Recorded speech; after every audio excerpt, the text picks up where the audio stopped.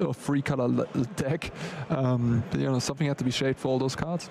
Look at this. So, turn 1 of the match, Giancarlo uses the Helpless Nightmare and lets Gianmarco discard potentially one of his big cards. This is an open decklist tournament. Yeah. This is a very dangerous play to make, but looks like it resolves. He picks up the Nightmare again with the Pixie, and on the way back, it gets Spell Pierced. Huge Spell Pierce there. Huge Spell Pierce. Nightmare is one of, I would say it's the best card in the Pixie deck. It makes the deck extremely dangerous. Damage output very high, card attrition very strong, of course, through the Nightmare. So countering it there with the 1-off Spell Pierce in the main deck, pretty strong, pretty strong. Yeah, luckily for 2-off Spell Pierce, I'm sorry, 2. Luckily for Giancarlo, I think that's only a Harvester of Misery that was discarded from Gianmarco's hand here. So no Volgavoth just yet. Still a pretty decent card to get back with that Rite of the Moth or Zombify. He has 6 reanimation spells in total, and he has those the Founding of the Third Path to reanimate or recast the Zombifies as well from the graveyard. But yeah, second Nightmare, the draining keeps happening. I think the life totals are not quite up to date yet. This is a recorded match. It's all, second feature table, so we can't fix it immediately maybe, but yeah. Fear of Isolation picks up Hopeless Nightmare. Alright, looks like the life totals are fixed. Founding being cast. And with the first chapter he could cast, for example, a removal spell for free from his hand, and looks like he's going to. And then the second chapter mills 4. And the third chapter can flashback a card like Snap Custom Mage from the graveyard. From the graveyard, cool. So if you happen to mill a Zombify, you can end up casting it from the graveyard. There is another Hopeless Nightmare. Discarding the Rite of the Moth. I mean, the Hopeless Nightmares are doing great. Oh my god, another Nightmare. Brutal. And this is why this deck is so popular. Hopeless Nightmare, amazing in the deck with the Pixies, with all the ways to return it. Fear of Isolation. People also played the new Kirin, Sun Peril Kirin from Tarkir Dragonstorm. Yeah, but there's a white source off. No, it is a white source. It is a white source on the front side. The Verge is not enabled, but it is a white source. And now the Founding can actually flash back that Harvester of Misery and get rid of those 2 Pixies. All right. There we go. Okay. Huge top deck with the planes. He could have also drawn any other land and milled over a Zombify with those mill 4 from the second chapter. Didn't find that, but now he can get the thing back. He's at 4 life though, so definitely not a lot of life to work with. Yeah, so letting your opponent discard the Harvester of Misery ended up biting Giancarlo in the end. There is another Hopeless Nightmare, so down to 2 life. Does he have a way to bring it back? Oh my god! Are you kidding me? Oh my god! I mean, going back to what I said earlier, wow. It is one of the strongest cards in the deck. The Hopeless Nightmare alone dealt, I don't know, 12 damage, I think, this game. Perfect draw for Giancarlo here. Yeah, the Nightmare is just incredibly powerful in that deck. Not only do you get to completely deprive your opponent of cards in hand, they're also dying in the process.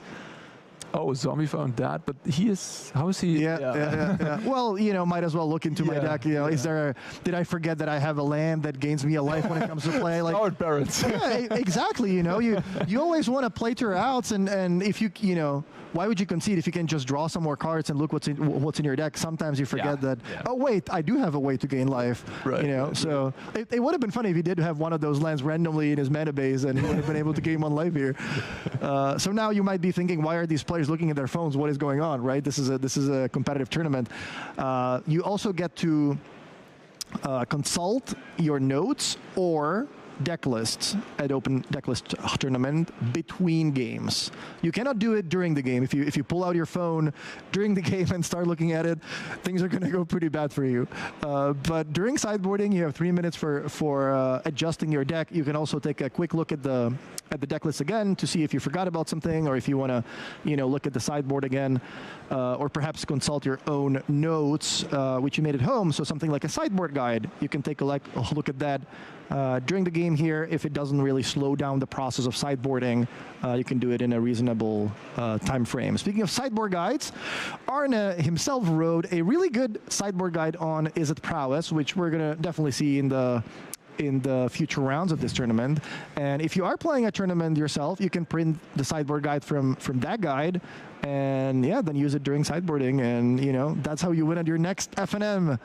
Yeah, thanks for shouting that out. I actually already got approached early in the morning today by a player who's 2-0 in tournament running the sideboard guide from that list. But he did make one change, and I love that change. Okay. Because it's a card that I missed during my testing.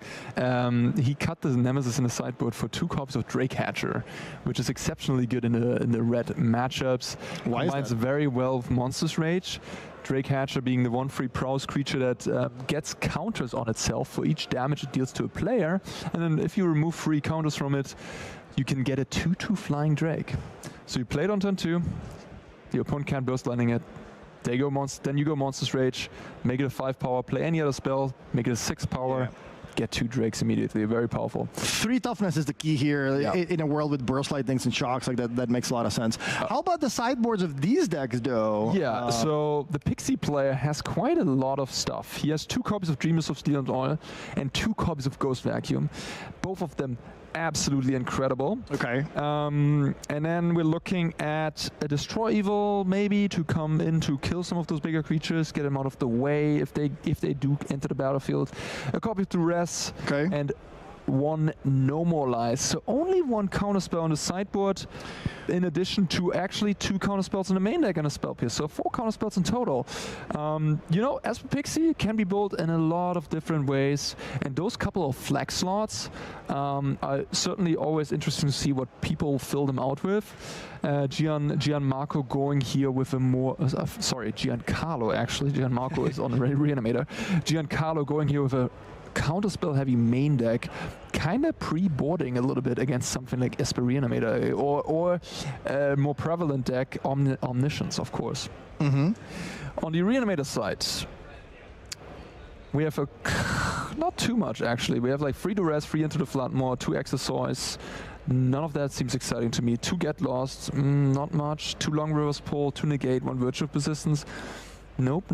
I think I like the Virtue maybe to gain some life, and then the Exercise is reasonable to get rid of those Ghost Vacuums and get rid of Fear of Isolation. He would have... something like a Lockdown would have been sweet, maybe. Pest Control would have been really awesome. Having a couple copies of Pest Control on the sideboard, I would have kind of liked that from an Esper Reanimator type deck that can allow itself to play that sort of hard to cast black-white sorcery spell. I haven't seen too many Rest in Pieces today. Did they kind of follow the metagame? I remember at the Pro Tour a lot of players had Rest in Peace in the sideboard because a lot of teams were afraid what if some other big team figured out some busted graveyard strategy deck? We just want to have our bases covered with that. So just to make sure we'll put at least 2 of those in the sideboard. Plus it was also good against the Oculus decks, for example. Has that kind of fallen off the... There's a couple of reasons. Like, the Pixie deck does have Storm Chaser's talent, for example. So they do have some graveyard shenanigans going as well. And then Spell Pierce has kind of picked up in numbers. The Omniscience deck is playing Spell Pierce these days. So Rest in Peace is a lot easier to Spell Pierce than a Ghost Vacuum is. Okay. And Ghost Vacuum. Yeah, we see Spell Pierce hitting a Ghost Vacuum. All right, well, Gianmarco was on the play here. There we go. But that is exactly like when you're Giancarlo there and your opponent passes with Darkslick Shore's Go, the creatures don't hit the battlefield quite yet. So he could have perhaps played that a little bit more patiently and played around that Spell Pierce a little bit. Sure. Good point. Sun Peril Kirin end for Gianmarco. And into a Planeswalker on turn 3. So That's a pretty good start for Giancarlo here. Pretty good, you'd say. He keeps both cards on top, goes ahead and draws one of them. Yeah. Gianmarco just passing a turn here. Yeah. No bitter triumph. He is sitting on a Zombify, but no way to fill his graveyard just yet. There's a Storm Chaser's Talent, so that's going to bring a 1/1. It looks like Gianmarco has those 13 or even 15 card draw spells for 2 mana, but he's just not drawn any of them here. Really good draw by Giancarlo. Again, 3 fast lands, you know, one drop into a current end of turn, turn 3 Planeswalker, sitting on some sideboard cards. Pretty good start. This is exactly how you want the Pixie deck to work. This is why the deck is so popular. Yeah, that was Giancarlo shows us how it's done. How it's done, really, yeah. Yeah, Kaito connects again. Look at top 2. We're going to keep both of them again. That can be a good sign for Gianmarco, who again just draws a card, plays a land, and passes the turn. Yeah, that can be good. End of turn, we have the Kirin that we knew about that picks up the Storm Chaser's Talent. All right, replay that. Prowess +1. Yeah, I mean, I don't think the Pixie deck is as well positioned as it has been maybe in the past, but it is still an extremely good deck and definitely in contention with the other tier 1 decks. It's just what it does is very, very powerful. Is that 2 copies of Valgavoth? It's an alternate art card, but that would be... Yeah, I mean, if you play deck like Reanimator, you just draw your 2 Grizzlebrands, nothing to discard them. That is... I wonder how... feel bad. How often Gianmarco... Oh, wow, yeah, there's the handshake. Giancarlo picks up game number 2, and that was a 10-minute match. Yeah. Those were the draws. This is why you play the Pixie deck. This was exactly, you know, how you want things to line up for you. Perfect draws. You have something to play every turn. Congratulations to Giancarlo Marchiano moving to 4-0. He certainly showed us who is the better Gian. Yeah, no, great stuff. That was a good pitch on the Pixie deck. 1 game, Kaito on turn 3 after carving